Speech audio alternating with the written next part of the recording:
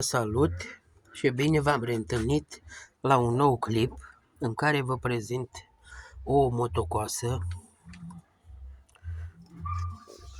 Nu știu numele, dar din ce vedem aici este un GX 4500 Atlai,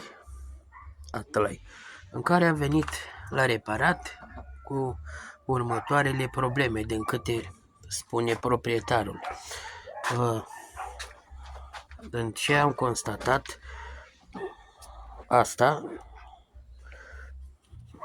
capul cu fir, mai bine decât să se învârtă, mai bine să desface. Probabil 100% este... Uitați, dau să învârt și nu merge. În prima fază. În a doua fază avem aici o galerie de admisie, lipsă pârghie de șoc. Cum să mai pornească? Proprietarul zice că dădea cu degetul aici ca să poată pune șocul. După cum se vede, foarte multă mizerie, care nu cred că asta a mai fost pornită. Zice că s-a oprit dintr-o dată. Rezervorul îl avem gol. Nu știu ce avem aici. Rugină. Da, sau vopsea.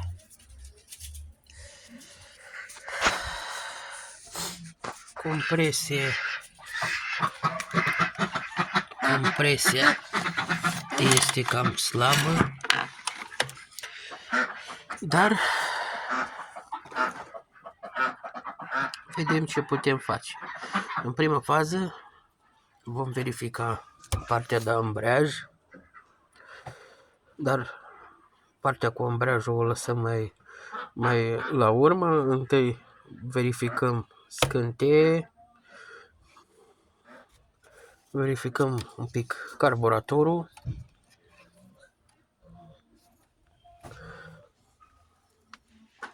și cele necesare.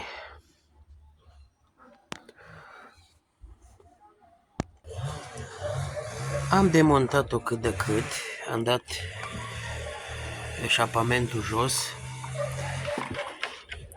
și, după cum mă așteptam, uitați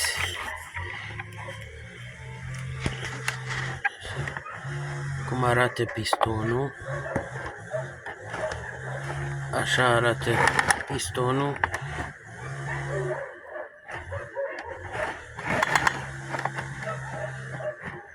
Acesta este motor gripat.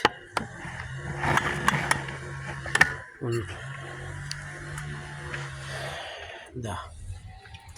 Deci, cum e vorba, mai merge un pic reglat. Și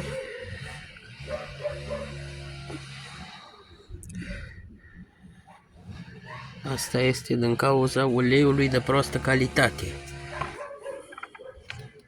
cu uzură la motor. Apoi va trebui să-i verificăm etanșeitatea la semeringuri și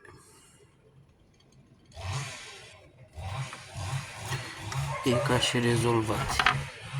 Ia auziți ce troncăne. Cred că ăla e sorbul, da. Da, sorbul, uitați-l acolo. Stați masă. E cam nașpa să mă descurc numai cu o singură mână. Uitați. Ăla-i sorbul. Acest motor a mers cu apă. Furtune care sunt coapte. Asta, după cum se vede, nu cred că n-a mai fost folosită de mult. Uitați, furtuni crepate. Dar se rezolvă. Un set motor, un kit,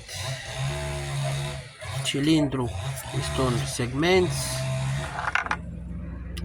simeringuri, garnituri și apoi va trebui verificat și aici la partea de ambraj. Vom demonta carcasa jos să verificăm și ambreiajul.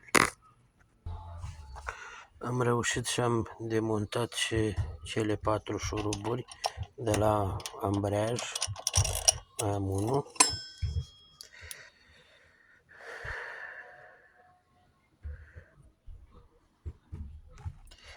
Ambreiajul pare a fi în regulă.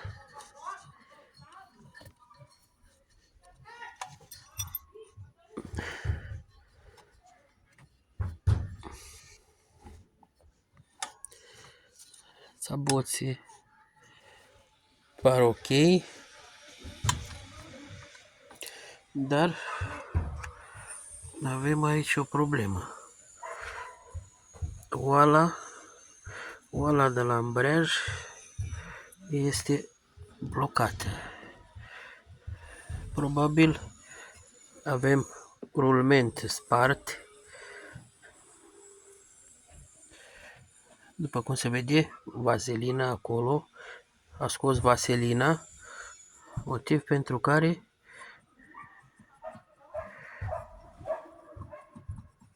aia ar fi principala cauză. Deci, opune rezistență, dar nu îl pot învârti.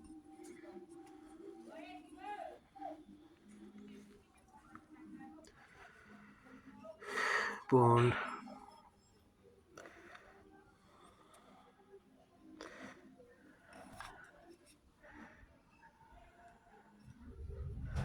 Oala pare a fi în regulă, doar atât. Rulmentul care vine aici în carcasă va trebui înlocuit. Deci asta este o piesă care se schimbă cu totul. În regulă, am constatat. Acum se vede eșapamentul foarte uscat, uzură foarte mare la motor. Scânteie avem, după cum se vede, uscată și bujia.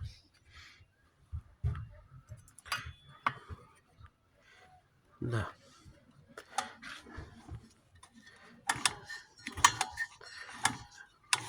Avem lipsă capac, cum v-am spus, lipsă șurub de aici, din partea de jos, și unul care l-am demontat eu și mai e unul lipsă de aici. Acum rămâne să dăm jos cilindru, pistonul,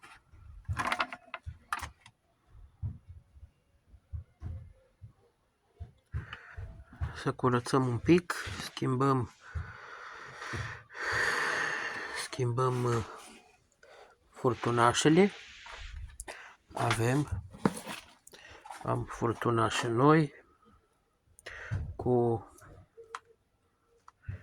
sorb cu tot și un alt set motor, la fel ca acesta. Și ăsta este tot un set care este gripat.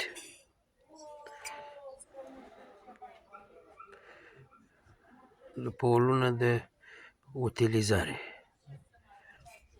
Da. Totul praf. Eu vă mulțumesc pentru vizualizare. Vă salut și numai bine!